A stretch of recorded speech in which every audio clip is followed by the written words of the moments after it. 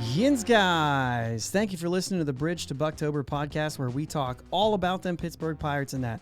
Today is April 16th, Easter's tomorrow for us, so we're recording this one Saturday night. You guys will be listening on Monday. All that. Anyway, home opener was this week. Reynolds avoids arbitration, and we're still in overreaction season. Do we have an issue with the first base? Jeez, I have an issue with the first inning apparently, just like the Pirates might. Because I just biffed the first inning. And for the love of everything that is good and decent, swing at fastballs down the middle. Let's get started. Let's go Bucks. My name is Josh, and I'm joined as always by my brother Jake. What's up, Jake? How we doing, man? Doing okay. Just having trouble with the first inning there. Couple. That was a good recovery, though. I liked it. You like how I went in with that? That was pretty good. Oh, geez. So we're going to talk about first inning problems tonight. We're going to talk about watching fastballs down the middle tonight. Hey. Yeah. And all the other things. But first off, we had a chance to go to the home opener. Let's just open the whole thing with that. Yeah, dude. That was fun. Yeah. It just felt like it was kind of like a feeling of we're at a stadium with 35,000 people again. Mm-hmm. And it was busy and it was, louder at times. It was a 2-1 game. So, and we lost. So not as loud as what you like, but there was moments. And there was still the feel and the buzz and the loudness of just 35,000 people talking. Yeah. You know what I mean? Yeah. But that kind of stuff was good. Like that atmosphere kind of felt like it was back. I waited in line for like an inning and a half for an ice cream cone, which by the way, they ran out of cups. At the first game? Listen, so if you guys have been longtime listeners, you know that I'm dealing with the thing called parosmia. I have this smell thing. It means that things smell really bad and they taste really bad and it's really awful.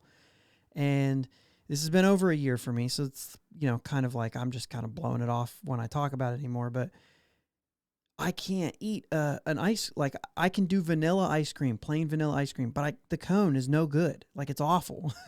Right. Yeah. And so I can't so I always have to get it in a cup now. So we go up there and what does that mean? You're probably going to get one of those little helmets. Yeah. Well, they ran out of the helmets. Well, don't you have like cups, for adults who might not want a helmet? No, we don't. And so Katie was like, can I just have it in that cup over there that you sell soda in? I'd have to charge you for a soda. Oh my gosh. And we're like, so she's kind of like getting a little bit upset. And I'm like, so she goes and she asks if they can do something, you know what I mean? Yeah. And Katie's like, they got to be able to do something.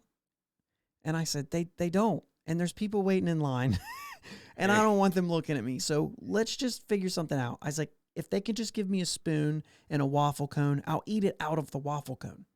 I don't care. You know what I mean? Right. And she's like, how do you had 6 months to stock up on cups and hats. This is true. They should have been prepared for that.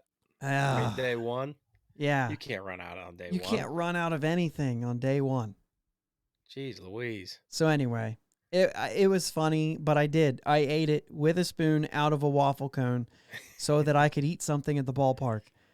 Last time I'll do it.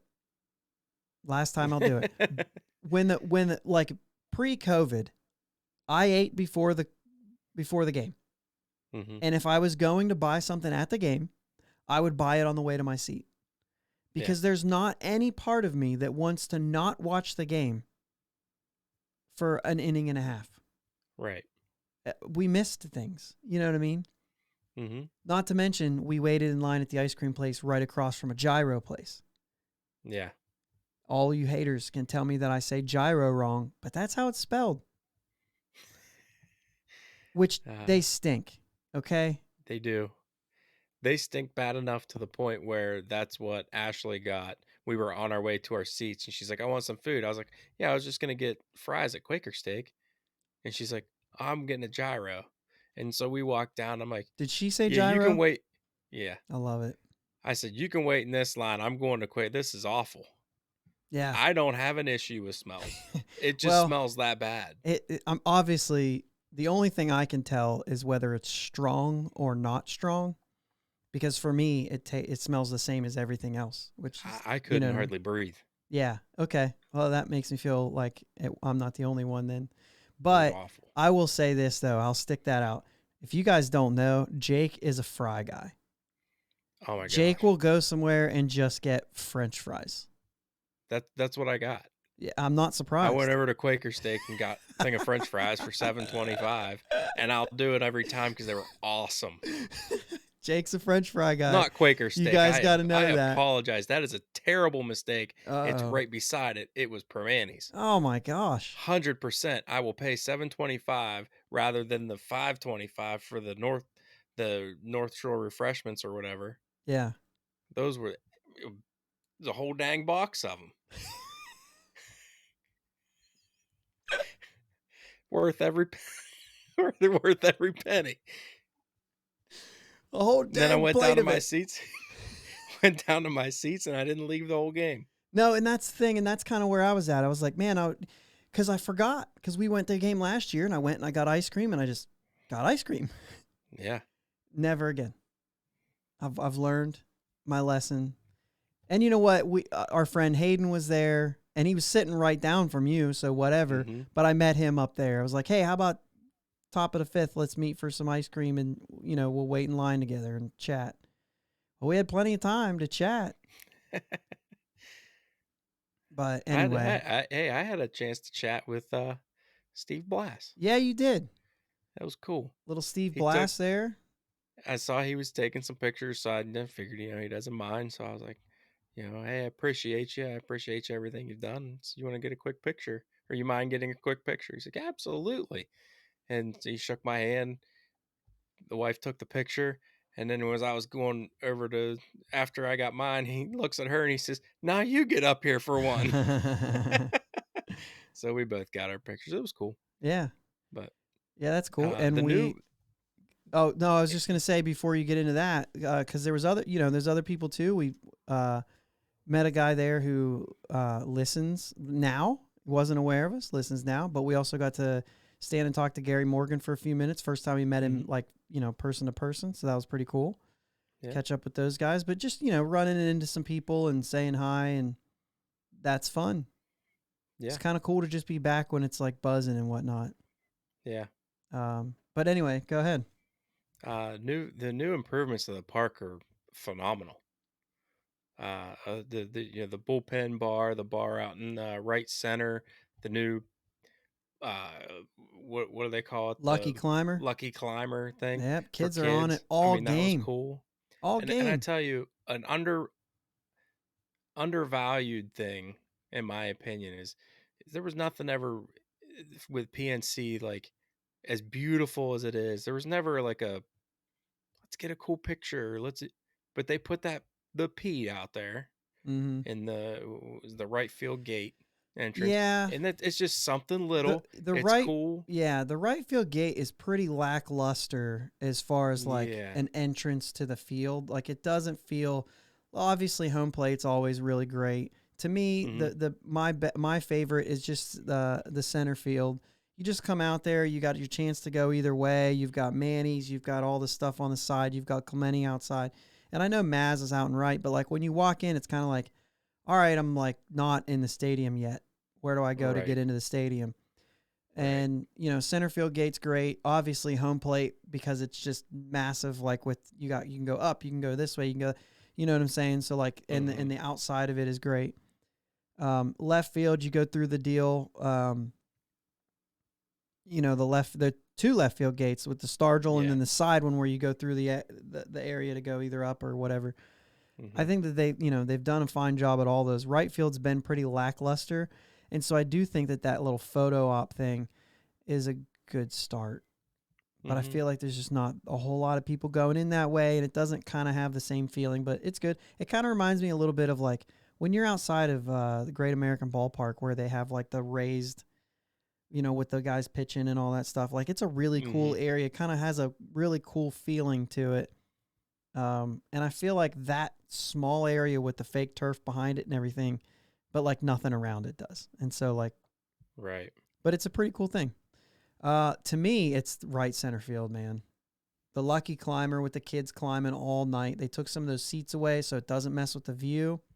Mm-hmm. But man, we're watching that game, and I told Katie, I was like, dude, just look out there. Look, I mean, it is the place to be. Yeah. There were so many people out there hanging out. The seats were good. Home runs on TV are going to look so cool there now. Oh yeah. And I think about those things because, you know, it's a really, I really like it. They still Yeah. didn't take Pirates Charities sign down, but whatever. And they upgraded Manny's too, and Manny's it looks phenomenal. They did a great job. Yeah, that's cool too. Hopefully They they don't upgraded it. smoke out the field every once in a while. Right. But no, I really, I mean, I think it's good. Obviously, the stadium's still as beautiful as it ever was, but Yeah. you know, it is 20 years old, and it's nice to see some different things. Actually, when I was watching it on TV today, I did notice a little bit more when they would show the picture. I would notice the behind the bleachers where they took like 5 rows of the bleachers out, which I'm totally fine with because bleachers are uncomfortable, and why would you ever sit on them? And they have those little like the yellow The umbrellas where you could, umbrellas. and they look really cool on the broadcast behind. Yeah. It's like, oh, that looks fun too. You know what I mean? Yeah. So maybe that's cool too. It's a little touch of Bradenton. Yeah, I could see that. Because Bradenton, they have all those yellow, like Yeah, that's all it's in the outfield that's a is fair like point. yellow. Yeah. Yeah, I think it's really cool. It's fun to be back in the atmosphere. Can't wait till, dude, I can't wait until this team's good again and that outfield area is just packed with people. It's going to look so Yeah. electric. You know what I mean? Watching the game and seeing all that is going to be really cool. Yeah, I'm in. I like it. Yeah, I Now, like it. hopefully, you know, maybe not the tarps on the Clementi Bridge will We help got about out. 2 years of that. Yeah, but I wonder if like at the end of next season when they're almost done, are they still? Is it still going to be all tarped? You know what I mean? Are they still going to Right. have it all Right. tarped and all that stuff? I understand they're still working on it, but how long do we have to deal with the tarps over top of Yeah. the bridge? But yeah, I know it's 2 years. It's going to be closed for 2 years, right? 2 Right. seasons. It'll be Right. finished after the season next year. I So think it's 19 months. yeah, I get that, but it's kind of stinky. You know what I mean? Yeah. But anyway, yeah, we do have some things we want to get into. But before we do, I want to bring it up again, guys, to check out Swearingen Bat Company,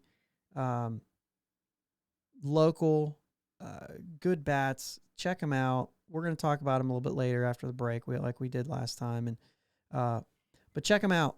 Let's get into our Bucks Clippers here. Pirates made the Key Brian Hayes extension official this week. You know, we all knew the agreement was there. They made it official.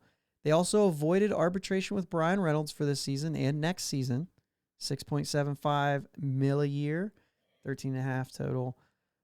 This is a really good thing to me. I know that there's a lot of Y2. That doesn't even buy all of his things. To me, this is all about not going two things. Not going through the arbitration process, period. But Right. especially not going through it in the middle of a season. Now Right. he can just play and not have to worry about this going on. On top of that, when this season's over, it's kind of a little bit of decision time for Brian Reynolds Yeah. and the Pirates. They're going to talk long-term contracts. They've got they've got next year and then 2 more years of control, right? They've already got next year's contract figured out. Now, when you get to the offseason, you can just talk long-term contract. Mm-hmm. You don't have to worry about filing your arbitration figures and things like that. That's already figured out. We don't have to do it. So we can just focus on the long-term deal. And I know a lot of people are going to say 6.75 is not a whole lot of money. If he has another great year, he's really undersold himself for the 23 season. And that's fair. But when they negotiate their long-term deal, they can absolutely. Jose Ramirez had a $12 million option picked up for this season. When he signed his deal, that $12 million contract for the 22 season is now a Like, I think it's a $20.1 million contract. Like, they could just change it, right? They can just add to it and change. You can restructure. So that's not like a problem. He can still make money. I did have somebody tell me he should make 10 million. I don't know if it's quite like if he's worth quite 10 million in arbitration next year. The guys who settled for 10 and 11 million already had MVPs. So unless he wins an MVP this year, he's probably, he's looking at about 8 million. So he's not far from it. And if you imagine this year he would have made 4.9 had he won his arbitration case, then he's making an extra 2 million this year that he wouldn't have made. So that evens out. I think it's a fair number. I think it's a fair number for these 2 seasons, but they'll build on that if they decide to go. But this is good for the Pirates because now you get an idea. Everybody says, "Oh, I'll be traded anyway." Well, maybe if they go into this offseason and they start talking long-term and they can't deal it, they can't figure it out, then yes, you have to trade him. Yeah. Maybe not before the season starts because you still have 2 years of control, but maybe after the 24 season, you deal him. Right. Anyway, I think it's a good move. You there? Smart move. Yeah. Yep. Don't do arbitration with a guy like this. No. And we're not going to get into Sherrington being upset about it, Nutting being upset about it, saying to go fix it, and then them going and fixing it. We don't have to get into that. Everybody's heard the stories. And if you haven't, hit us up. We'll point you in the right direction on some articles and some podcasts that have already covered this. So Newman's missed at least Friday and Saturday. I don't know what's happening on Sunday. You guys will know more than us when you listen to this, but but anyway, he's dealing with a little groin strain, so he's been out of the lineup. I know that you guys are like, yeah, he's out of the lineup. Not because he hasn't played well. He's fine. Mm-hmm. He's still playing very good defense. So he's fine. Listen, I am not like sitting here saying that Kevin Newman is our shortstop of the future. But I don't care if you're a light hitting shortstop if you can play defense. Yeah. I get my offense from the corners. This is the sport of baseball the last time I checked. And while there is a lot of shortstops who hit very good in baseball, it's not a necessity for the position of shortstop. Right. Handle your position first. If you can handle your position, I get a bunch of bonuses if you can also hit.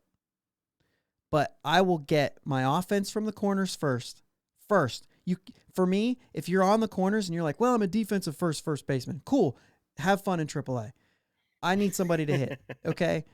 And that's just the way that if you have a shortstop who mashes, then you can say, well, yeah, we'll go ahead and have a defensive first baseman. Right. You know what I'm saying? Yeah. Because you've already made up for it at for me, catcher, shortstop, center field, you have a pass. If you're amazing on defense, you have a pass. Now, I don't want all 3 of them not being able to hit.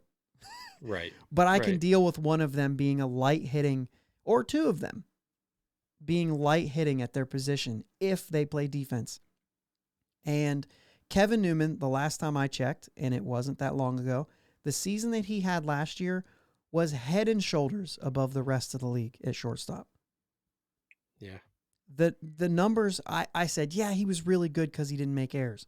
Then you look up the numbers and you'd be like, oh, no, like he was so good that he was the worst offensive player in baseball last year and still not in for the shortstop position. Right. Right. The absolute worst offensive shortstop.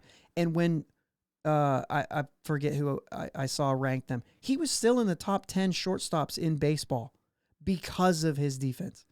Mm-hmm. Even though he was like number 50 in hitting.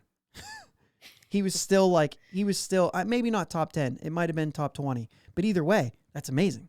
Like, that's how good his defense was. And when you're playing shortstop, that carries a lot of weight. I am not sitting here saying that Kevin Newman's the answer. But I think we can lay off of him a little bit. Yeah.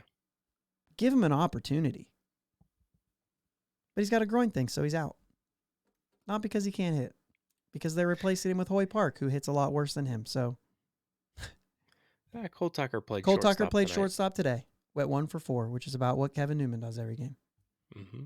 So hit me 250 and play defense like that, and I'm totally happy with it. Yep.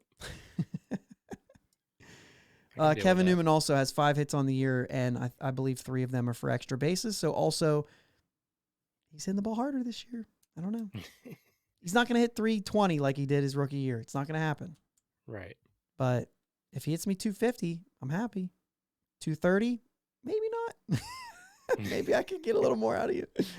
And so we'll see. But either way, eventually it's going to be Cruz, right? That's the line I have to say. Right. Okay. Yeah. Cool. Roberto Perez also dealing with, which is as far as my notes make it, but he's dealing with a bruise on his thigh after being hit with a foul ball. And so he didn't play today. It was Andrew Knapp. Then he got hit in the hand. It was hilarious because to me, not really hilarious, but I guess Josh Van Meter. Now we maybe understand why Josh Van Meter was signed. Maybe. I don't know. Is he We have third an string? idea. We have an Yeah. idea. If he ends up catching, it was like, oh, this is the first time I've said I'm glad we have Josh Van Meter. But anyway, if not, I'm sure they can just throw Cole Tucker down there because they'll do whatever they want with him and not care about him. So that was Right. a little stab for that. Anyway, that's all we've got for that, unless you have anything else. Nope. Okay, so can we talk about the first inning? Sure. I just talk don't about it. understand what is going on, and I'll have another thing about this, but in the first inning, now today wasn't bad. Today we did not give up a run in the first inning. We gave up a run in the second inning. Right. We gave up a run in the second inning. Yeah. Here you go. Throughout the season so far, the very short 8 games. 1 run, 3 runs, no runs on the home opener. 1 run, 3 runs, 2 runs, and then no runs today. What is going on? Yeah.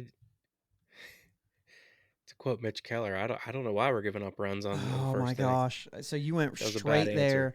Straight there. In my opinion, if we're giving up runs in the first inning, at some point we have to say, what's our pregame routine? What can we alter? Because apparently we're not ready to pitch yet. There's something else there's other things we could do, and I don't know what our pitchers' pregame routines are. I'm not claiming to know what they are, and I'm not claiming to know more than them. But there's all different kinds of things you can do for pregame stuff that can get you ready, mentally prepared, physically prepared, all that. I don't know what we're doing, but is there something else we can do to help get us prepared?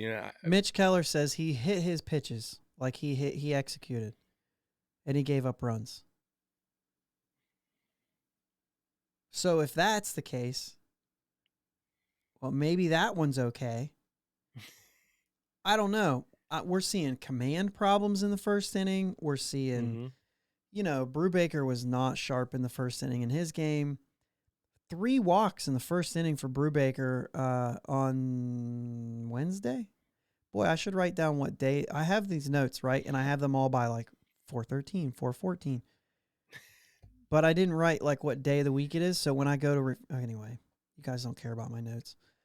Brubaker walks 3 guys in the first inning. All 3 guys score because that's what happens when you walk guys. They score. I mean, obviously not all the time, but that's what you say. Right. And then in the fourth, he walks his other guy, right? And then it was taken out. It was a 6-pitch walk to Bell right after striking out Cruz, and they were like, all right, you're done. Now, he was done at 82 pitches, right? And then you see that you have, what was it? Bryce Wilson today went 77. Mitch Keller, I don't have in my notes, but I think it was around 80. So, I mean, if that's their growth piece of it, then okay, that makes sense. They went 70 pitches was kind of the number for their first start. So is 80 their second start? Maybe. That sounds about right. I don't really know how everybody else is doing, but what's his face just threw 90 some pitches against us. So that, because I kind of said like everybody in the league was doing this. Well, 80 pitches was Clayton Kershaw. Yeah. They took him out after 80 pitches, even though he had a perfect game. Yeah, I'm still not okay with that. So here's the only reason I'm okay with it. And without us going deep into it, Clayton Kershaw said it was time to take him out. Clayton Kershaw's saving face. You think? 100%. I don't think. Has Clayton Kershaw thrown a perfect game? No. It wasn't time to pull Clayton Kershaw. Nah, I don't know, man. Here's why. If he buys in, whether I agree with it or not, if Clayton Kershaw says, and this is what he said, my slider didn't even break the last 2 innings. He had to completely abandon his slider because he couldn't throw it. He didn't have anything left. He said he hadn't thrown more than 75 pitches since like July or something like that. He said, I didn't have it. I was losing it. If that's the case, then he's saying we have a better shot going to the bullpen and finishing this out. As soon as the pitcher doesn't complain, then who am I to complain? I'm not complaining on somebody else's behalf if they're not complaining. Yeah. In anything in life, if I'm not going to approach somebody and complain because you're getting treated unfairly if you're not even complaining about it. So I don't think that he's being treated unfairly. I think he was ready to come out as well. If he's telling the truth, then yeah. But just as a baseball, I get in it. general, you can't take somebody out if they have a no-hitter. And if he's lying, then how you take somebody at what they say because that's what Absolutely. they've said. So Absolutely. Assume it's the truth. Right. Is the way I do it. Benefit of the doubt. I've got no reason to believe anything other than what he says. So if he's okay with it, I'm okay with it. Before he said he was okay with it, I wasn't okay with it.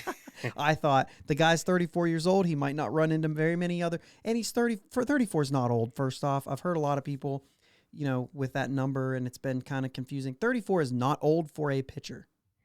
Right. But he's been pitching in the major leagues 200 innings a year since he was 21. He's old. And I only say that because his arm is old.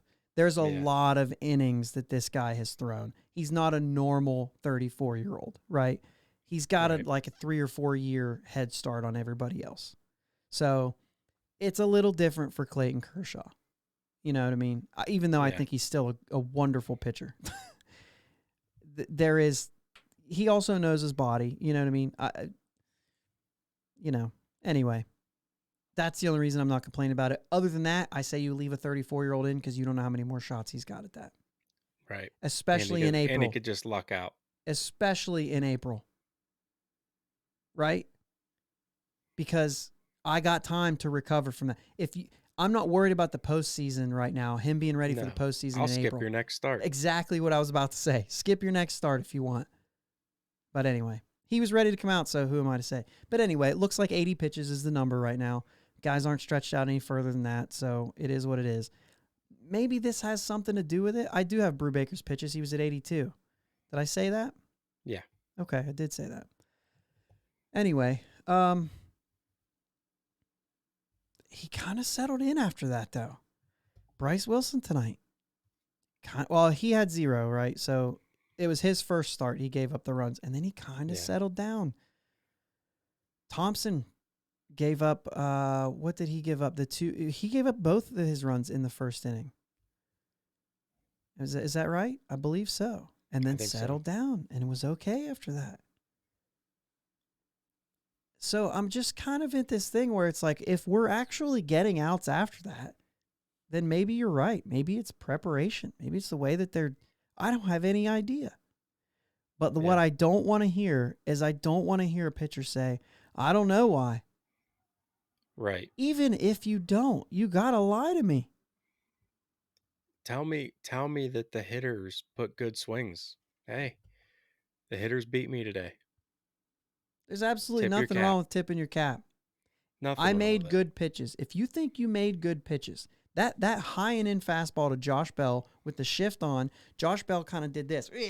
If you're watching on the YouTube, you saw what I did. He didn't even get extended on it and just hit it through the, which I told you, I was surprised to look up that it was like 90 something off the bat because it looked like a slow, the hit that Josh Bell had in that first inning, that Looked like it was slow enough that you'd have a hard time turning 2 on it.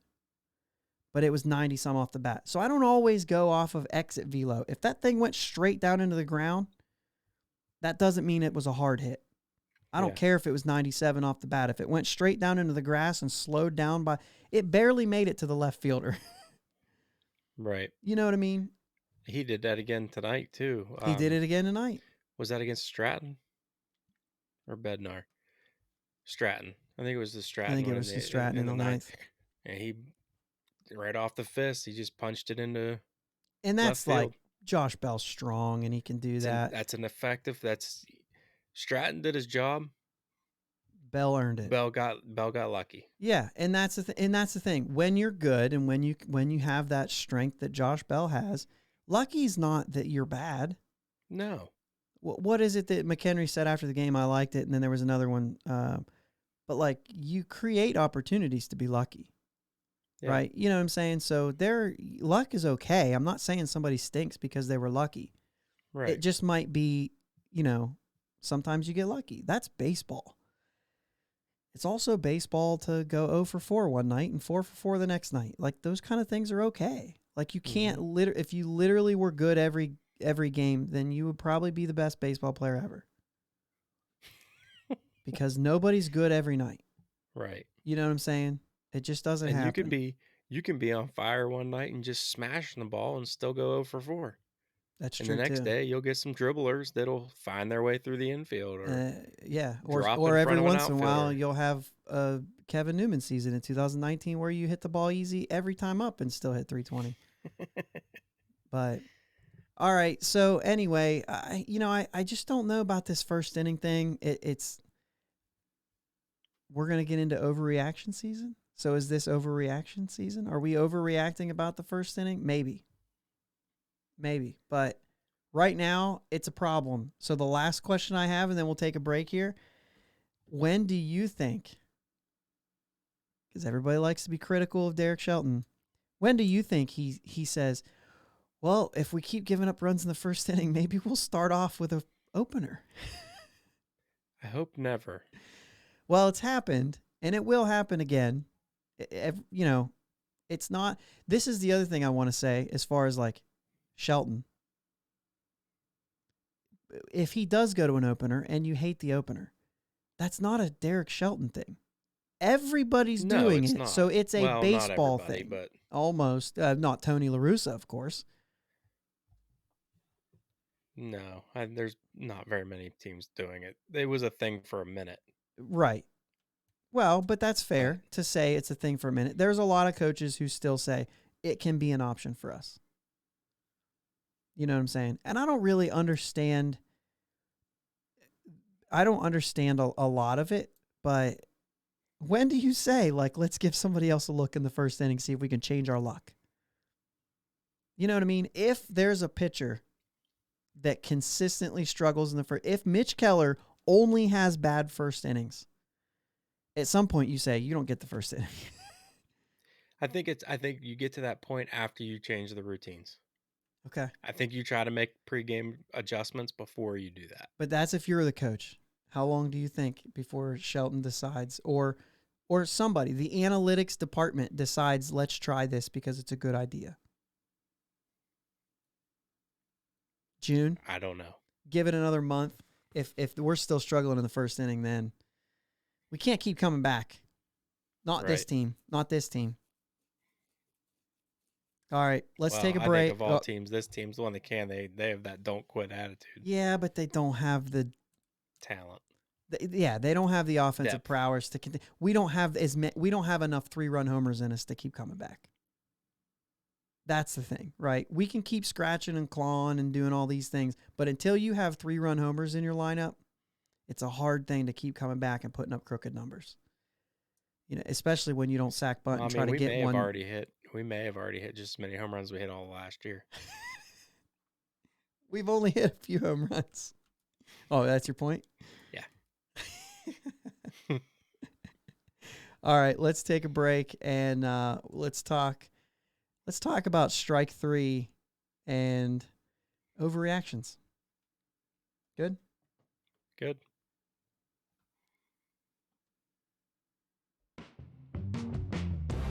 Thanks for listening to the Bridge to Buctober podcast. Check us out on Twitter, Facebook, Instagram. It's Bridge, the number 2 Buctober. Audio podcast available on your favorite podcast platform. Video podcast available on YouTube. Follow, subs, likes, comments, replies. All that helps. Talk to us. We'll be right back.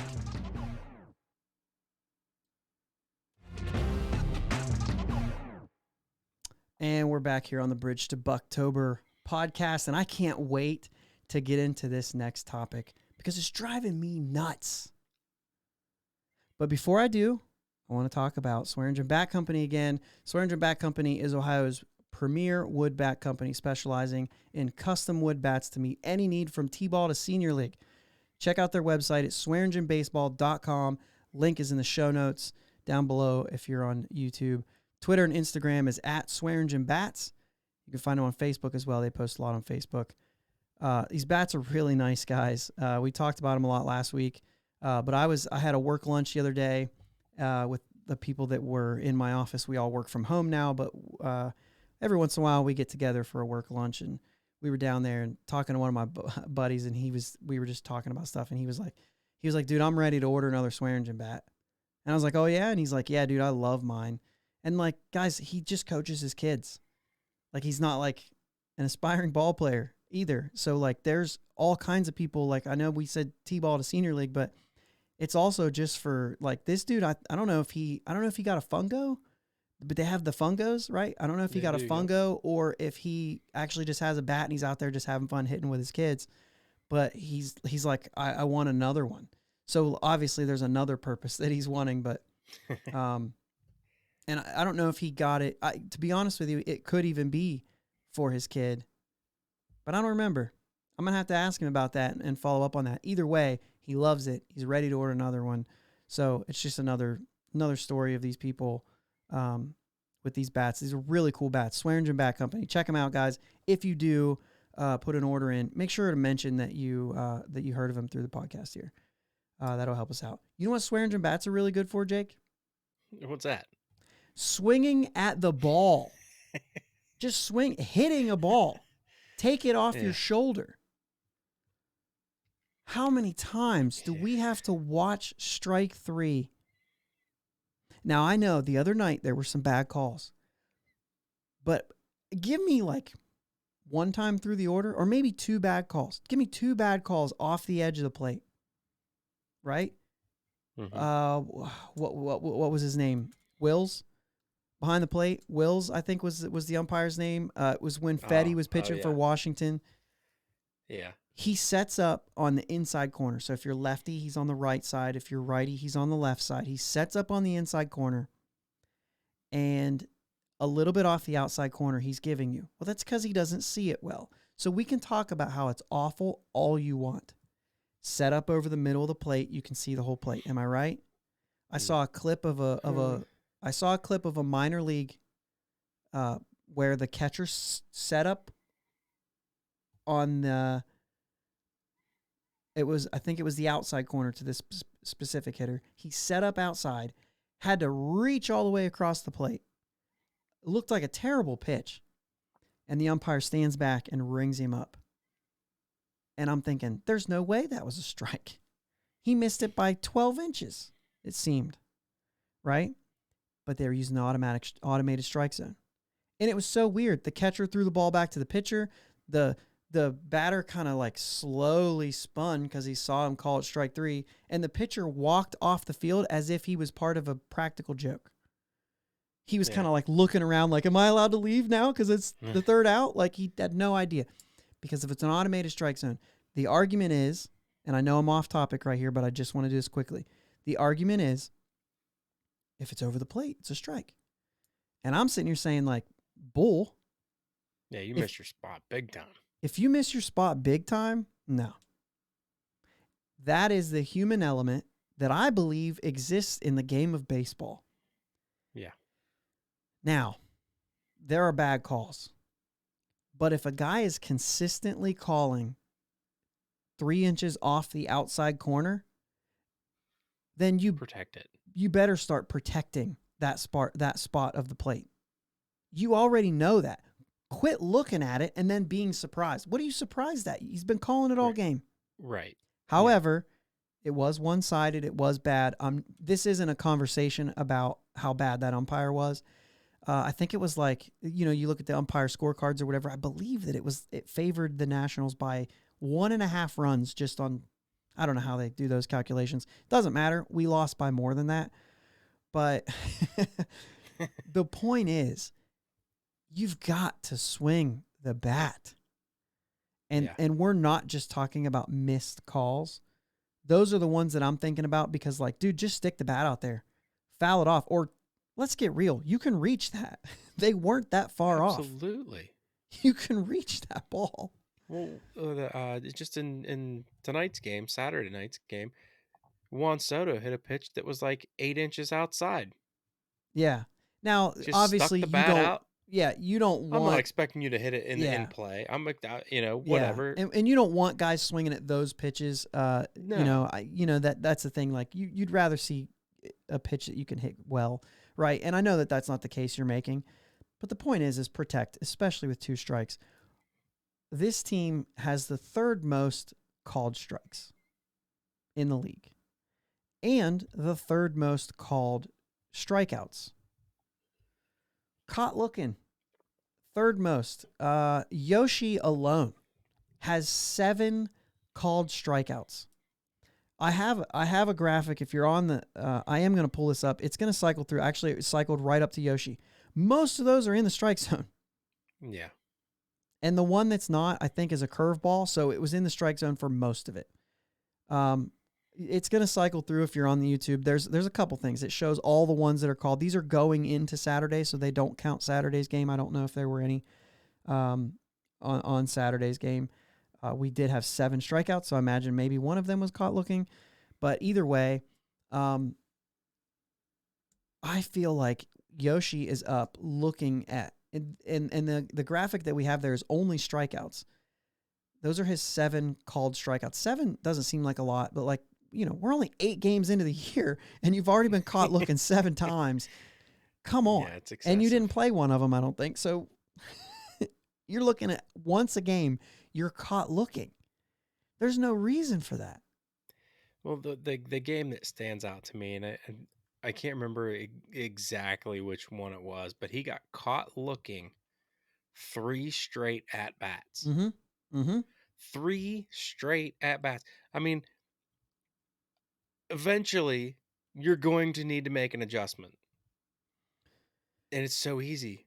And I'll Swing give you the bat. Yeah, and these pitchers are great, right? And you're going to look maybe for something else, and he's going to lock you up at one time. He's going to lock you up, and you're going to freeze, and it's going to be a fastball, and you're going to say, 100%. dang it, he got me.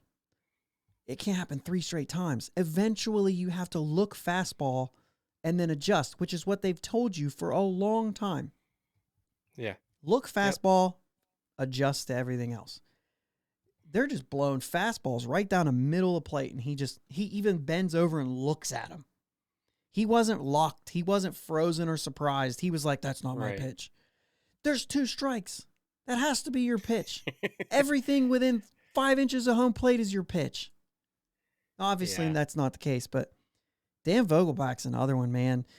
I just cannot stand this. Oh, he's an on-base guy. I'm going to go right into it. He's an on-base guy, though. He walks a lot. He has 0 walks right now, and he has taken 23 fastballs in the strike zone. It's incredible. Watch them go by. 23 fastballs, and he doesn't play every day either. How in the world is a power hitter looking at 23 fastballs, dude, a large chunk of them right down the middle? Here's the other thing. Here's the other thing. He's an on-base guy, right? He's going to walk a lot. What are you going to do as an opposing pitcher when you realize that that's the guy's MO? I'm just throwing in fastballs right down the middle because I know you're going to look at him because you're an on-base guy and you want to look at a lot of pitches. Get out of here.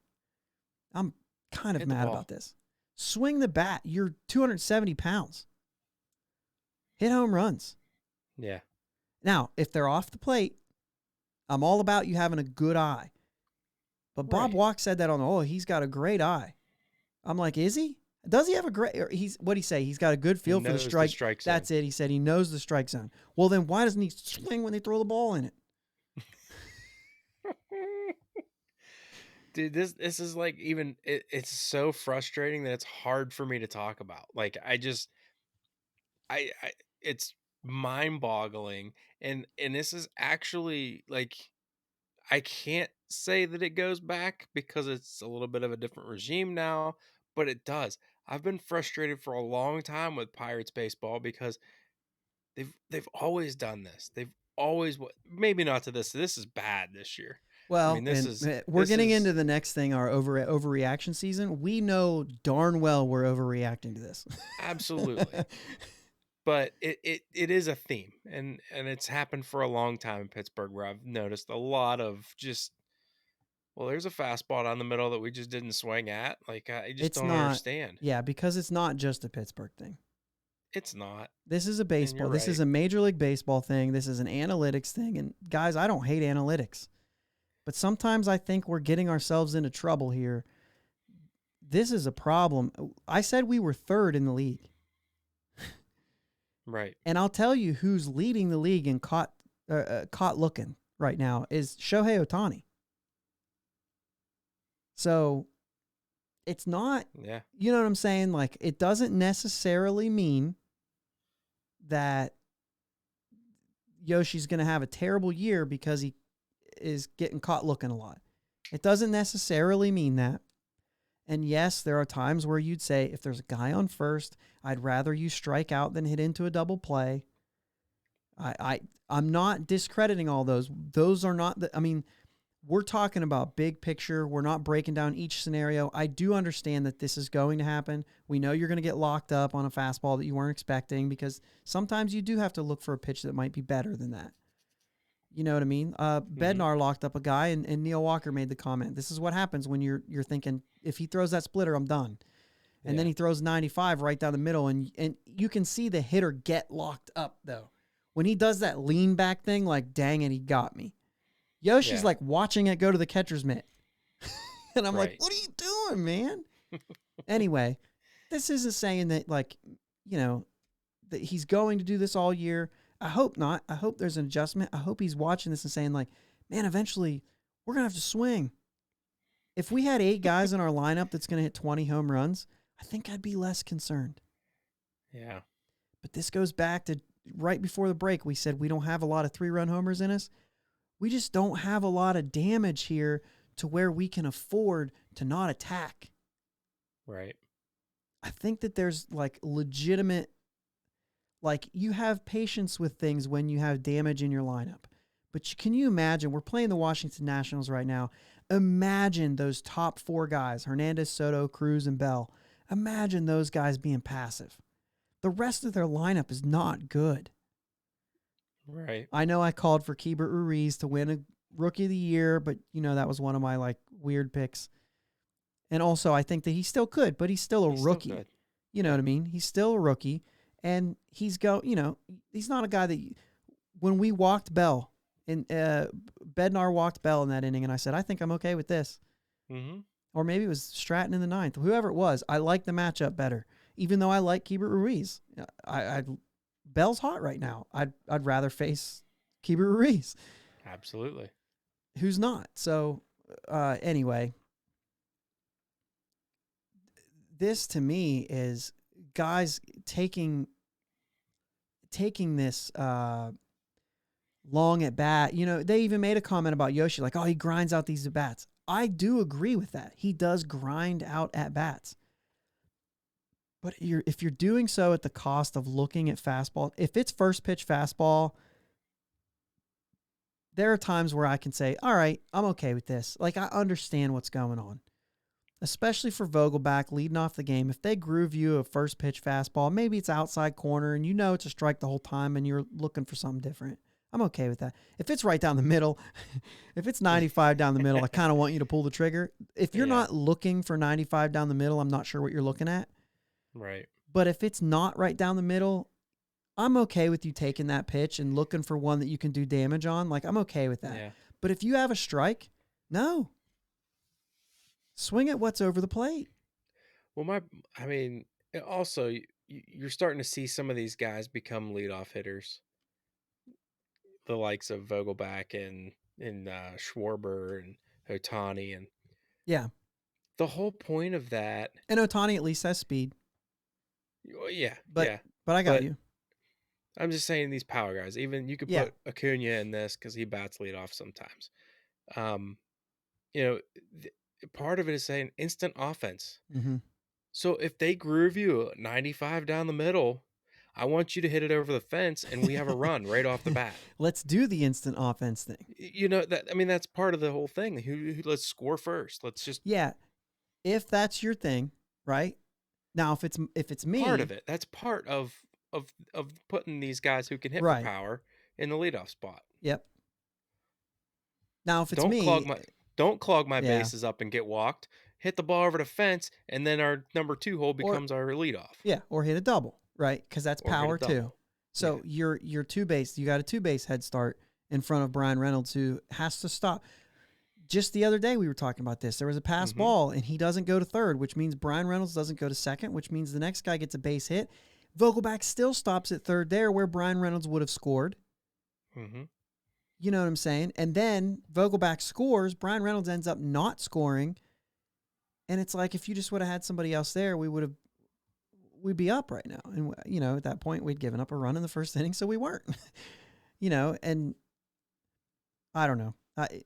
To me, you have to find a way to get into attack mode at some point, especially when, if these two guys play a full season with the Pirates, they should be 1 and 2 in the home run department. There should be nobody else on our team that hits more home runs than those two guys. If you're slating Brian Reynolds to hit 20 to 25, which is where I think he would slide right in there, and these two guys play the majority of the innings and play a full season, and the reason I'm still going over this is because Jake's got this look on his face because he does not like Dan Vogelback, but he is for sure a guy that can hit 25 to 30 home runs if he plays a full season. He's shown that he can do that because he's only played one full season where he's gotten consistent at-bats and he hit 30 home runs. Mm-hmm. So we know he can do it. And he's 270 pounds. He can do it. Right? If he just stops looking at pitches, fastballs in the strike zone. Yeah. I'm okay if you're taking the curveball. Because the reason you're taking a curveball is because you're looking for a fastball. That's what I'm thinking. I was taking the fastball because I was looking for the curveball. Not a sentence said by a major league hitter ever.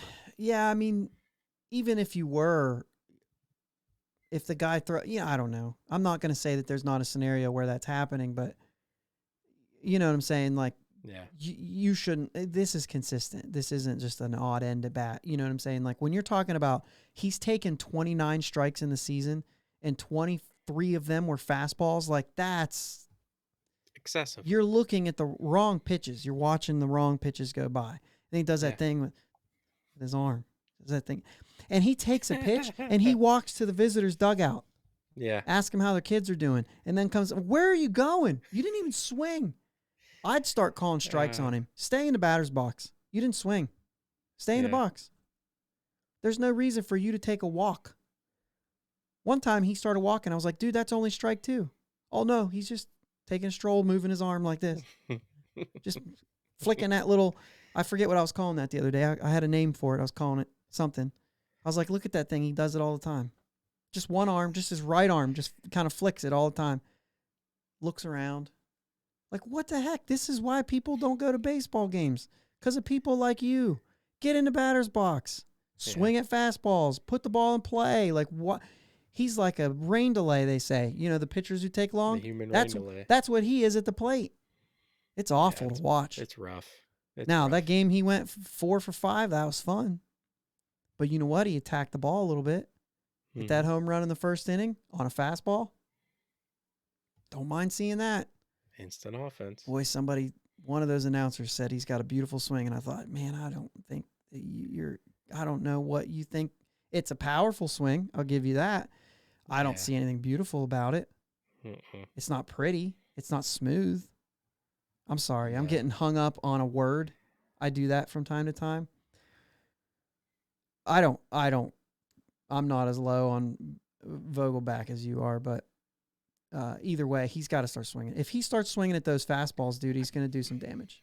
I feel like I wouldn't be quite as low on him as if he would just bat 5 or 6. Yeah. And I think I'd that's be more okay with it. not his fault. And once again, It's not his fault. we You're talked about, right. yeah, and we talked about this last week when we talked about the lineups. This isn't just a Shelton thing. So if No. you want to shell it out on him because he's your manager, then that's fine, but you're being unfair. This is happening in more places than just that. It's not the first time Dan Vogelback has hit leadoff, which is the biggest example I could go with. He's done this before.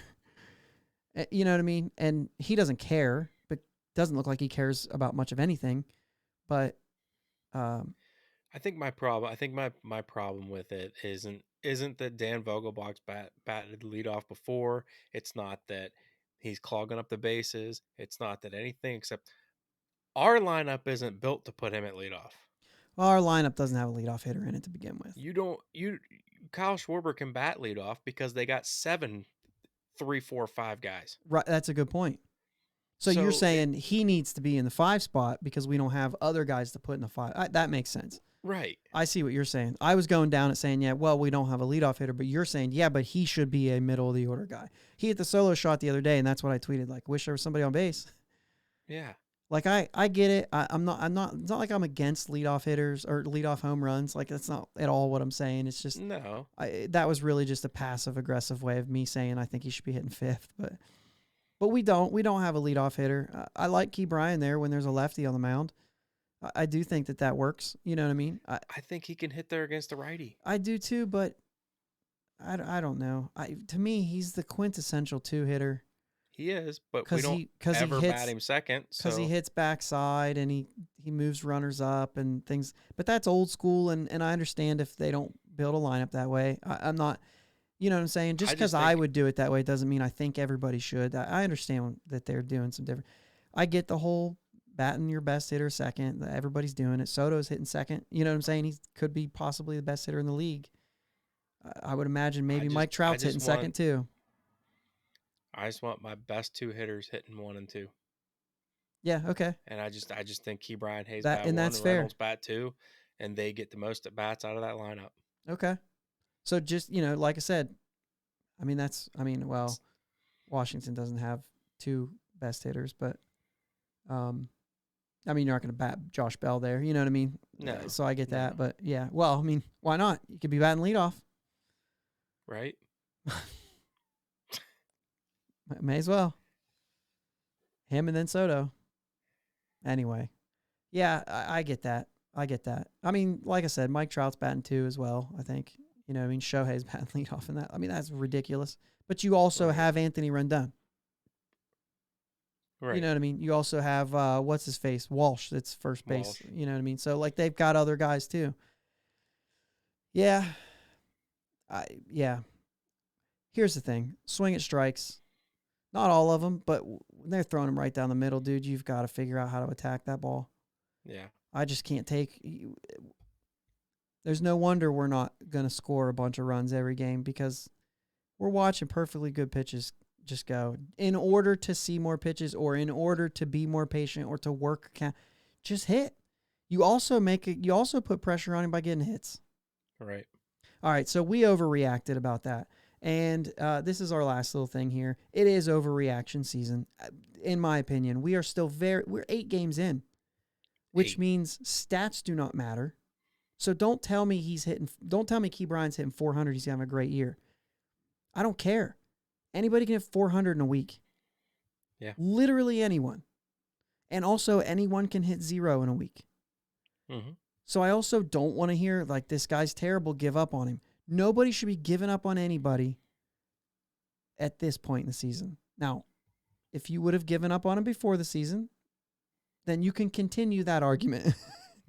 But if you were someone like me who was saying, man, I really want to see what Cole Tucker can do because I think things have changed.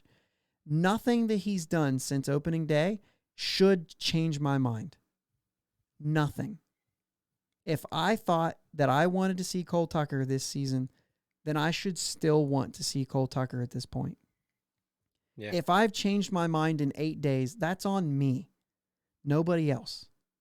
And the reason I say that is because Cole Tucker has struggled.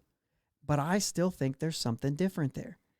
If Shohei Ohtani goes 0 for 15 in July, people will then start to say, wonder, he's kind of in a slump. But then forget about it. The day that he has 3 hits, be like, oh, he's fine. But Cole Tucker gets 3 hits in a day, and they say, who cares? He still stinks. He's terrible. Those were his first 3 hits of the year. Okay. But let's see what it looks in like. Game 6 yeah, of the year. And here's the thing. I am not saying that he's going to be hitting 350 in a month. I'm not saying that. What I'm saying is I need to know. Yeah. Because if he's still hitting 218 or whatever, he's actually lower than that right now, but if he's still hitting 218 in late May, then and he's getting consistent playing time, then I'll say, all right, Tuck, man, I gave you a shot. I'm going to have to start giving your at-bats to somebody else. I'm still going to keep you in because I still want to see if it starts to click for you.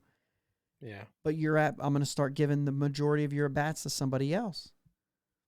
You know what I'm saying? I'm very low on Hoy Park, but it would not be fair for me to say I don't ever want to see him play again. Because if Tucker's not doing well and Hoy Park starts getting some of Tucker's at-bats, please let them not be in right field after that the other night. But you know what I'm saying? Like maybe he heats up a little bit. Michael Chavis is hot right now, but Michael Chavis looked lost all spring, and couldn't keep his way. Couldn't small sample size. He can really mash. If that dude could figure it out on a regular basis, that'd be great. And you were high on him coming into the year, and I was kind of like, let's see. I wasn't really one way or another. And then you kind of was like at the let's see by the time we got to the end of spring. Very unimpressed. I mean, we were looking it up right before the podcast, and this is just a little thing. Chavis was the #1 prospect in the Boston organization. Yeah. So something to be said about that. It's in him. See. Yeah. And the same thing with Cole Tucker. He was a top prospect. I don't really care about when they were drafted because I don't think that tells you anything. I think it's nice and whatever when a first round draft pick works out. I don't really care. All the first round tells me is that the ceiling is there. That's all that tells me. I want to see how they perform. Cole Tucker really never had any breakout seasons in the majors. So we know the ceiling's there, but that's all we know. We also think that the floor is pretty low. Yeah. Where you get these college guys like Chavis, and the floor is a little higher. The ceiling might not be as high, but the floor is a little higher, and I can deal with that. But the guy like Cole Tucker, I've got to know. Because if I could get close to that ceiling, then maybe I hold on to him. But if I'm not, I know the floor's low enough that maybe you give up on him. Cole Tucker right now, to me,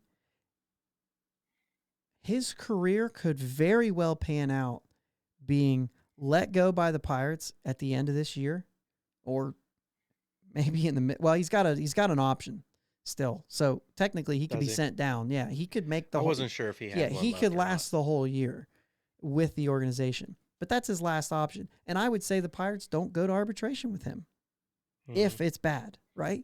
And you know what I could see happening with him? He gets picked up by the Dodgers. He gets to play with his buddy Cody Bellinger. And just like they did with Max Muncy and just like they did with Justin Turner, he ends up clicking and playing really well for the Dodgers. I could see that happening because if the ceiling's there, I mean, Max Muncy was just dumped by the A's. Justin Turner, the Mets said, you can't do this. You can't play this game. And look at what they've become there already. I mean, Turner at the end of his career, when you look at his career and you're like, that guy was great. I mean, he's not a Hall of Famer, but he helped them win a World Series. Right, absolutely. And did his part to try to get him there in other years. And Max Muncy's, he's good. Yeah. And those were guys that other teams gave up on. Just blows my mind. He's an everyday second baseman now. Is he? Well, he's not playing right Yeah, now, right? He's still banged up a little bit. yeah, he's banged up, but I Nah, mean, he'll like, be a DH. Gavin Lux is playing second for them every day because they got Trey Turner there now. So Lux isn't at yeah, short. Remember, Lux was the guy that they wouldn't give us for Felipe Rivero. yeah, We said Lux or nothing, and ended up being nothing. Boy, I wish we would have went for somebody else. That would have been worked out really great for us if we just been able to get anyone. yeah, But anyway, I got to see Cole Tucker. It's a big prove it season for him because he's gone if it doesn't work out. In my opinion, maybe he's not, but I would imagine he is, right? yeah, I mean, he's not Sherrington's guy, so I think that would be an easy one to cut ties with. Um, dude, you just got to see a body of work. I think the same thing with Mitch Keller. I think it's the same kind of year for him. And I know we're all excited and we feel like, yeah, but that's different because we really see that he's better. I really saw that Cole Tucker looked better. I really did. I saw the weight gain. I saw his legs engaged in the swing. It looked different this spring. I've yeah, seen it a little bit so far. I've seen it a little bit. That one off the center field wall, that triple that he hit, guys, don't be fooled by the point to the dugout. He didn't think he had a home run. It was a line drive pretty much. He didn't think he had a home run, or he wouldn't have busted it and ran as hard as he did. He earned a triple there because he ran out of the box so hard. So I don't think he was showboating for a home run. I think somebody tipped him off that he was going to groove a fastball right down the middle first pitch, and he did, and he smoked it to center field. Right? yeah, I think that's what happened. Somebody told him something in the dugout, and he was giving credit to them as he busted it out of the box. You don't get a triple on that if you're not running out of the box. yeah. I Anyway, agree with that 100%. Mitch Keller, yes, he's shown us things, but right now the results aren't there. So it's a big prove it season for him too. I think he could make I think he could make a bigger difference. He has a better chance to make a difference. But let's not overreact. I mean, Yeah, you can't actually, I don't want to say that. You can absolutely overreact. That's what you do this time of year. yeah, absolutely. That's part But of the fun of the game. it is part of the fun. We do this, and this is why we talk about it, and this is why we have these arguments and things like that. However, calling for people like Cole Tucker and Kevin Newman, who Kevin Newman's not done anything to make anybody mad. He's looked fine. Yeah, That's the thing that bugs me. You already hated him so much because Cruz isn't playing that you've automatically taken every bad at bat and made it out to be that that's been every at bat. The game that we went to, he almost tied the game with the home run in the ninth. yeah. And that wasn't even a great swing. And you know what the tweet I saw was? Oh, Kevin Newman just hit a ball as far as he could hit it, and it wasn't enough. We know that that's not true, but it's uh, fine. that's just not fair to Kevin Newman. It's not, and I know that like you're a sports fan and you're like, I don't care. He makes millions of dollars. Okay. That's fine. Whatever you want to think. But the point is like that's a dude and he's trying He's a hard human. and he's a great shortstop. Yeah. Far better than Jordy Mercer ever was. And I like Jordy Mercer. Hey, you just said before the podcast, we never mentioned Jordy Mercer retired. And I said, that ship has sailed. Kudos to you, Jordy. Because here's Yep. the thing. I like Jordy Mercer. From what I understand, he was the brains of the infield. As far as the shifts, he kept everybody straight. And that was at a pretty critical time for the shift and for the Pirates. And he stood there and did it. And he was fine. If you watched the game Saturday night, Neil Walker said he put his hand in his glove one time. Yeah. He said, I never made that mistake again. I used alcohol. I used everything I could to get that smell off my hands. Yeah. Jordy was pretty cool, man. Yeah. It sucks that he just didn't want to play. Yeah. I don't like that reasoning. When you know, that's a fine statement. But when you say I have no desire, that sucks. Yeah. I'm sorry for that. I honestly wish it was, hey, I just can't compete at that level anymore. Man, that's just such a bummer to hear that somebody just doesn't want to prepare. I would imagine there's a lot more to it than that. Oh, I'm sure. You know what I mean? family. Yeah, I mean, Maybe I didn't feel the itch because I just wanted to spend more time with my family. yeah. Or I like I enjoy. said, if you just think, if you just think I'm not going to start, I'd rather spend time that would be better for me than Yeah. I lost. I I guess I'd have to hear from him cuz it sounds like if somebody loses the love of the game, like that's the thing that hurts. And I think a lot of those guys they get it back once they're done, but Yeah. I could see that. But anyway, Yep. Jordy. But Jordy was fine, and Kevin Newman still like as far as defensively, like I mean, this dude's solid, Yeah, he and he's is. more than solid. He's more than solid. The numbers show that. Sure, he can't hit, but boy, if you just had offense somewhere else, it would matter a lot less. You know what I mean? Yeah. It would matter a lot. I would take that at shortstop any day of the week if I was able to But supply offense somewhere else. but he Maybe I'm old. Call me old, but he's if you still even pretend to be an old school guy, you should never care about your shortstop's offense. yeah. Even what little offense he does, it's almost always like clutch time Yeah, he offense. is clutch. Yeah, that's a great point. He is clutch. I still don't think he should ever hit fifth. No. I'm not sold that he's going to be. He's never going to do 2019 again. For anyone to even think about it, like honestly, as good as he plays defense, if he can hit me 250 and hit 7 home runs, uh, 10 home runs, I'd be 250, 10 home runs with that defense, and I'd be like, lock him up. Yeah. You may as well. But I don't want him to do that. But I also don't want to see O'Neal Cruz be the shortstop just because I think it'd be hilarious to see a 6'7" shortstop. I think that's the wrong reason to want him to play short. I want his bat in the lineup. I don't care where he plays. Right. I'd rather see him DH. Just blast home runs and don't get hurt. But you know what I mean? I just don't get the Newman hate when he hasn't earned it this year. Diego Castillo, I know we're running out of time here. Diego Castillo, let's pump the brakes a little bit. Let's let him get his feet wet. Let's let him get his sea legs under him. This is not a rare thing. Every rookie doesn't have to come up and start every day. That's not how things have ever worked until the last 6 years.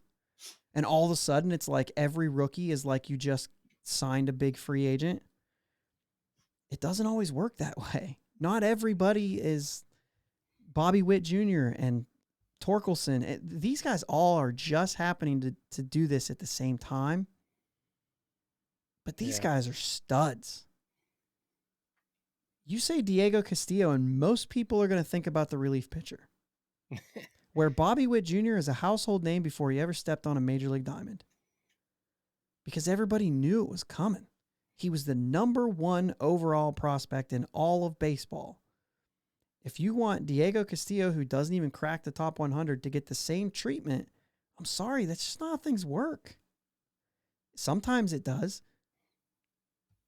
I just, as much as I want him in the lineup every day too. Yeah. Sometimes you just gotta get your feet wet first. That's how things work. That's just how baseball works. And it's not all the time. There's obviously exceptions to every single rule. He's playing. It's not that he's not playing. Josh Van Right. Meter is not playing. And Right. like he should. And if Josh Van Meter's in the lineup every once in a while, well, that's okay too. He's on the roster. The argument should be he shouldn't be on the roster, but if he's on the roster, he's going to play. Exactly. But Diego's playing. He's getting playing time. He's still playing well. And he's still playing well. And you're starting to see a little bit. You know what I mean? He was 0 for 7. He's still fine. Baseball has its way of finding you, and then he'll hit fine. He's still hitting. Yeah. He's still, you know what I mean? Like, the ground ball he hit today was helped a little bit by the fact that the infield was in. I don't care. Still a hit. He's Yep. probably hit a ball hard a couple times where it's been caught too. I'm Yeah. not saying there's anything about his game that's wrong. I think he's He's really playing good. solid I defense think too. he's way overplaying what we thought, right? And that's been Mm-hmm. good. Yeah, he's made a couple really nice plays on balls that are really tough plays to make. Yeah, he made And one today that Neil Walker said that's a tough play. He the just one made it that look the one easy. that short hopped him and he had a backhand, Yep. that's the Yep. exact play that Hoy Park Said made it an error handcuffed on him. earlier in the year. Yeah. But yeah, no, I just think pump the brakes a little bit on the craziness. Like I saw somebody that literally said, I won't watch another game until Castillo plays every day. Doesn't even make sense. It just doesn't make sense. Like he's not a I'm guy about that's going to change the franchise. He's a good player. He looks yeah. like he's going to be a good player. But I just don't understand the irrational thoughts. And I could go the same route with Derek Shelton.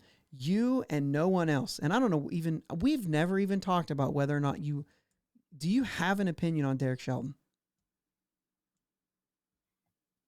Somewhat. I mean, I'm starting to get a little bit, and That's a fair answer. it's not great, but I it's just hard to tell, right? Let It's me ask you this. Is it not great because you do this a lot?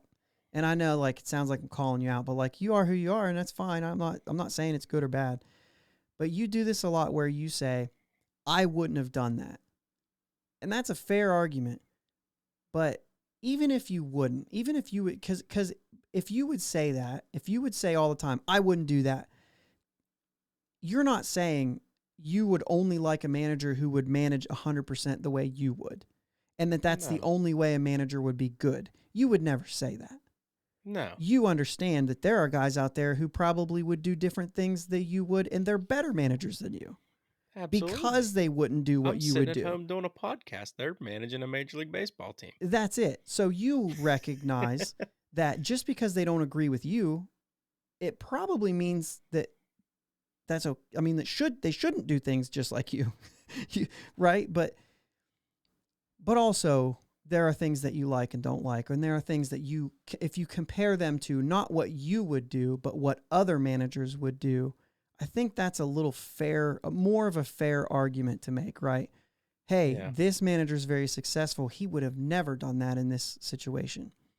Or, hey, you're supposed to be an analytics guy. The analytics don't line up with the decision you just made. You know what I'm Yeah. saying? Like things like that. Or you're not an analytics guy, yet you're falling to the analytic way of things. So, like, those kind of criticisms are great. So, when you say you're developing opinions, yeah, I was just kind of saying that to say, is it because maybe they're not things that you would do? Or are you saying, like, hey, I'm already seeing things that I think are shortcomings? Yeah. For me right now, I'm just looking at it and it's we're in that state right now where we're trying to figure out who guys are. We're trying to figure out all this stuff, prove it seasons, all that we've Yeah. been talking about this whole episode. And it's hard to base an opinion on a manager when he's dealing with all that. And that's And what I would say. and some of my stuff, like I don't like the Vogelback decision right now. I Yeah. haven't been Yeah, I don't either. crazy about our lineups as far as like who he has batting where, Mm-hmm. and I don't know. Do you think that he's making those calls? Do you think that's a coaching call? Do you think there's some GM action in there? Do you think there's analytic department making decisions or just influencing decisions? Kind of hard to tell too. We're not there. Yeah, it's hard to tell, but if your manager isn't making those decisions, then what's he doing Yeah. other than just the in-game Right. And game time I think decisions? that's a Like, lot of it. I think it's in-game decisions. I think if your GM is not it doesn't have a hand in lineups and rotations, then I also think what is he doing? Because I think your GM should also be, you're not going out and acquiring players unless you're talking to your manager about what kind of yeah, needs you have. And also, if you're a absolutely. GM and you're saying, like, hey, but I need this. If I'm getting this guy, I need him to play. I think a GM has the right to do that. If the GM's job is to put 26 guys on the team, The GM has to have an idea of how he wants those 26 guys used. So I think that there has to be a lot of discussions between a GM and a manager on Absolutely. let's work together. And it sounds like they do that well. You know what I mean? From the conversations that they have, they are in sync. They hired a manager that would be on the same page as the general manager. Absolutely. Even though I think the manager was actually hired first. Is that right? Was that this situation where they hired Shelton before Sherrington, and when Sherrington came in, we all thought, well, who knows if he's even just going to be the. I don't remember if that's the case or I not. can't remember. But either way, I don't know if that's the case either. However, I've heard others. Gary's talked about this. They just talked about lineups and stuff like that too. And it seems like the Pirates are one of these teams, and this is like I said, this isn't a Shelton thing. This is an industry thing, who are making their lineups well in advance. I made my lineup for the next 6 days. That's already written for 6 days from now. I know who's pitching. I know who I'm putting on the. You know what I'm saying? Matchup based. This is a industry thing. This is a baseball thing. This is not. Yes, you had 3 hits yesterday, but Hoy already knows he's playing tomorrow or today. So I'm not going to take Hoy out of lineup just because you had 3 hits yesterday. That's the thought process, right? I'm not saying I agree with this or anything. I think you go with hot hands a lot of times. I think if you have a different lineup, I think you can do that. If you were to say, who's our second baseman right now? Is there a guy? I don't think there is. Who's our third baseman? Key Brian Hayes. Who's our shortstop? I think you say Kevin Newman. He is our shortstop. Mm-hmm. Yeah. And if Kevin Newman's hurt, somebody else will play. If Kevin Newman can go, Kevin Newman will play. Whether you agree with that decision or not, that's the truth. Second base, there is not a guy there. Right? Brian Reynolds is the center fielder. I would even say left and right field. There is not a guy there. You would think Ben Gamble is a starter, but he could start in right or left. Right. You know what I mean? And it's not every day. They've given him days off against lefties. Not every one of them, but they've given him days off against lefties. But I just think that there is no way I could form a real. You know what opinion I could form on Derek Shelton? Whether or not I like his post-game interviews. That's about it. Yeah. Literally about it. I think he cares about his players. For me, that goes a long way. Mm-hmm. I liked Clint Hurdle. Sure, there were times I disagreed with what he did in the game, but that's okay. If a guy agreed with me 100% of the time, probably shouldn't be managing in the major leagues. He should know better than me. He gets to see these guys all day long at practice. He gets to see how they're hitting. He knows how their mental state is right now. He knows where they are mentally. If he's got a guy who's good mentally and maybe struggling at the plate, maybe I give him some at-bats to figure it out. Yeah. Because I know he's in a good place. If I got a guy who doesn't care, maybe I don't give him shots. Like, we don't know those things. And I think a manager that knows those sort of things, that's the kind of manager I would want managing my team. Certainly not me, who's just watching it on TV and not talking to them at all. I don't know what's going on in there. I'm not saying Diego Castillo's a bad guy and he's not deserving of playing time because that's not what I'm saying. What I'm saying is you don't know what's going on for some of those other guys. Mm-hmm. Maybe everything's going well, but it's just not, the results aren't there. Sometimes that's how the game works. Mm-hmm. But anyway, I'm not even saying that's the case. I have no idea what the case is. I don't think Derek Shelton has gotten a good team yet to see what he's done. And maybe that's all he'll ever be. We've had guys like that in Pittsburgh before. Hey, we'll give you your first shot to manage, but really when we get good, we're going to go somewhere else with it. I was glad to see that the Pirates allowed Clint Hurdle the ability to have good years as well, to have a good team. And I think Clint Hurdle was good. I think that his motivations things, they just got tired. Yeah, you can only say something so many times.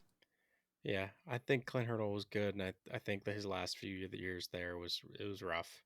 Yeah. Things needed to change. Well, also, there was all those locker room things. Once that kind of stuff happens, culture needs to change for sure. But I think it's I liked Colonel Glenn Hurdle. I think it's funny that that we're ready to fire coaches all the time, and yet we're in a city where we also complain when players are gone. Like, we want everybody to be there their whole careers, then why don't we want coaches to stay there? I mean, look at what the Steelers have done with their head coaching job. They don't just Yeah. fire guys when they have bad years. Now, granted, things are a lot different, right? Mm-hmm. The sport is different, so we're Yeah. not going to get into all that. But the point is let a guy go a little bit. Everybody wants to have everybody's head as soon as they're bad, and then as soon as they're good, they want to complain because somebody else doesn't like them because they don't agree with them. You're not going to agree with everything. Right. We're overreacting on a guy who hasn't had a good lineup yet. Guy who hasn't had a good start, really, even more so, hasn't had a good starting rotation. Yeah. What are you going to do? Hey, Bednar going into the 7th inning. Loved it. Loved it. He's your high leverage guy. Put him in. You save him for the save opportunity. Guess what happened? There was no save opportunity. Well, I guess Right. there could have been if you took Stratton out, but you could have went and got him Yeah. for Stratton, but that's assuming that even happens. If Stratton comes in and pitches the way he did, if he would have came in the 7th inning, we'd have been losing, not winning. Right. I like it. That's old school right there, man. That's old school baseball. Bring in the reliever in the 7th or the closer in the 7th inning. Your best guy in the best moment. That's not new school stuff. That's not analytics. I mean, it could be analytics, but it's analytics proving the old school guy right. Do you know what I mean? Like, that's just... Now, granted, he would have pitched all 3 innings if it was really old school, but you know what I'm saying? You bring in your best guy. Wins are better than saves. Yep. Team wins are better than personal saves. Right. And he wouldn't have had a save any. Like, you know what I'm saying? Like, because he would have came in the 9th and pitched with a 4-run lead, and he wouldn't have had a save because Stratton would have been the guy to come. Right? You see what I'm saying? Yeah. That save situation would have never happened if all things were equal. If Stratton came in and did the job, and we scored 4 runs, and right, it would have been somebody else, and Bednar wouldn't even have pitched today. Instead, Bednar got to pitch in a high leverage situation, and it was awesome.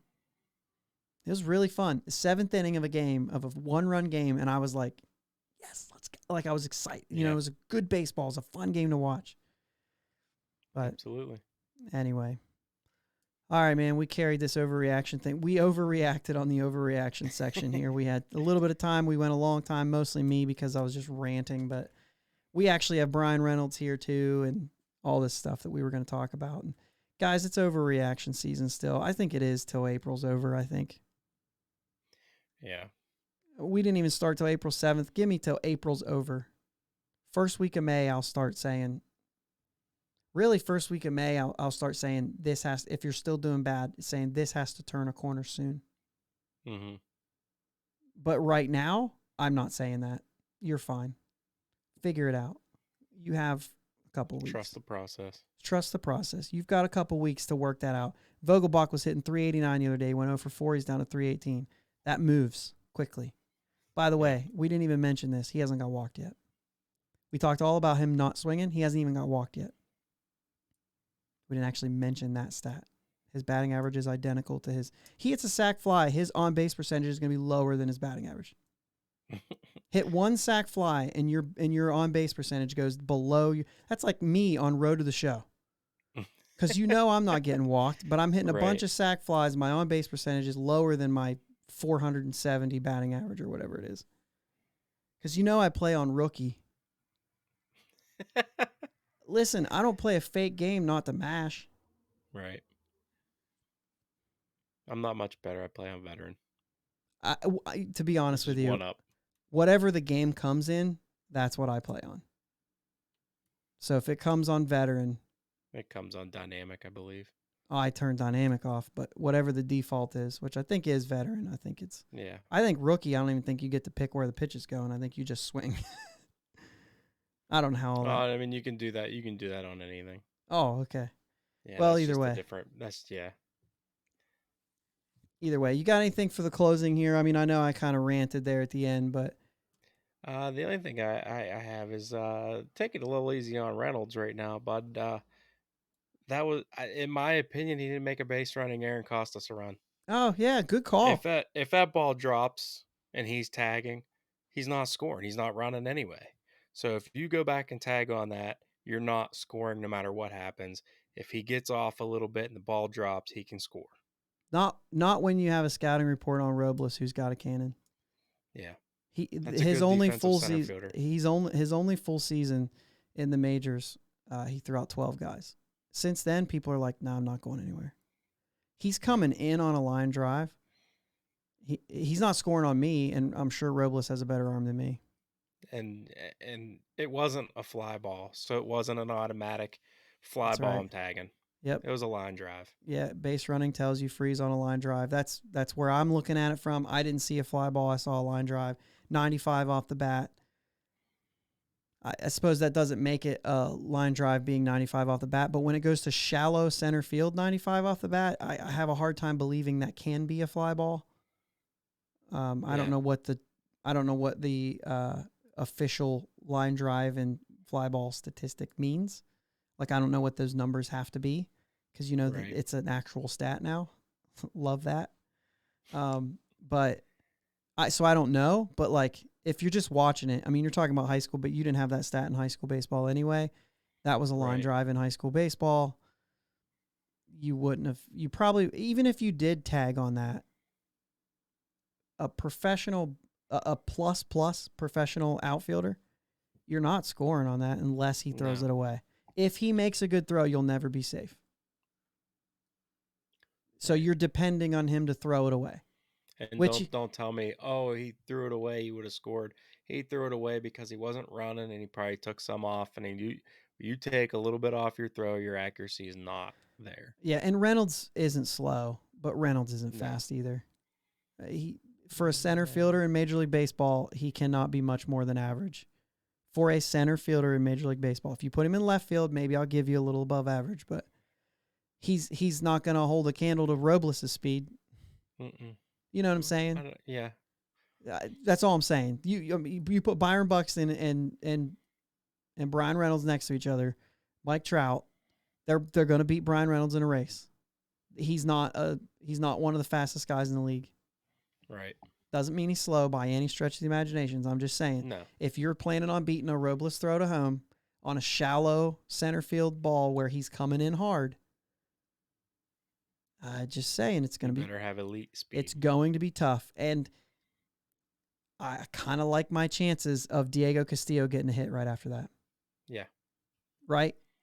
Yep. If you're on the thing that Diego Castillo needs to be starting every day, then I'm letting him hit and try to drive him in. Yep.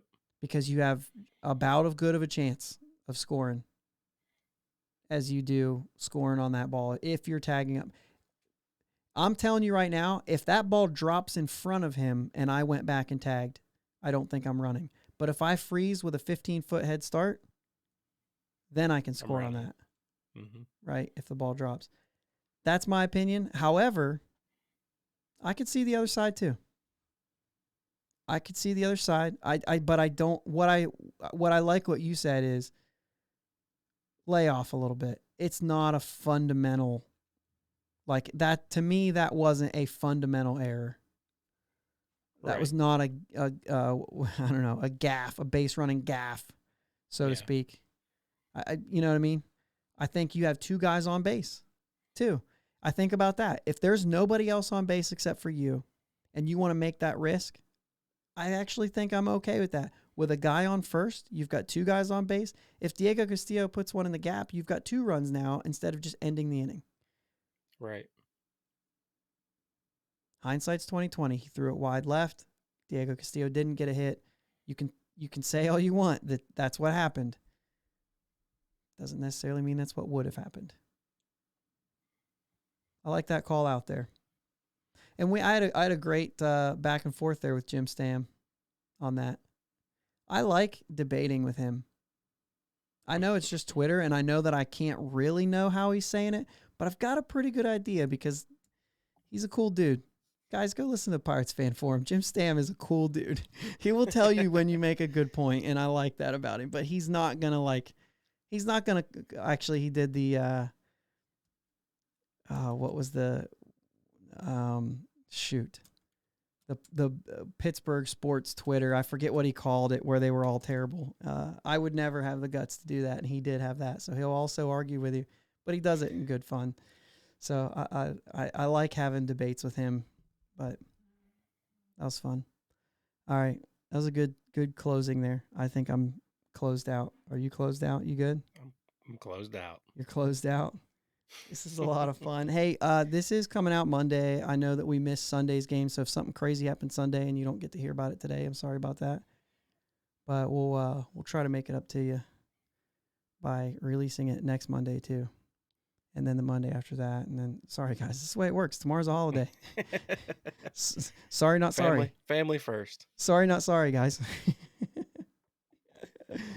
So it is what it is. All right, man. That's all we have for this week. Go buy a Swearingen bat, and let's go Bucks. Let's go Bucks.